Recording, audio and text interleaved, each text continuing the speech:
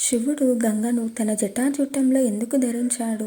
భూమి మీద ప్రవహిస్తున్న గంగా నది దేవతల వరంగా మనుషుల తపస్సుకు ప్రతిఫలంగా వచ్చింది. కానీ గంగ భూమి మీదకి ఎలా వచ్చిందో తెలుసా?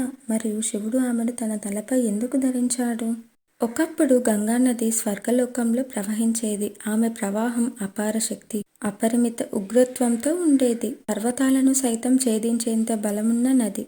భగీరథుడు అనే రాజు తన వంశాన్ని రక్షించేందుకు భూమి మీదకి గంగను తెప్పించడానికి ఘోరమైన తపస్సు చేశాడు. అతని తపస్సుతో సంతృప్తి అయిన బ్రహ్మ గంగానదిని భూమి మీదకి పంపుతానని అంగీకరించాడు. కానీ ఒక సమస్య ఉంది. గంగ స్వర్గం నుండి నేరుగా భూమిపైకి పడితే భూమి ఆ ప్రవాహాన్ని భరించలేక పూర్తిగా నాశనం అవుతుంది.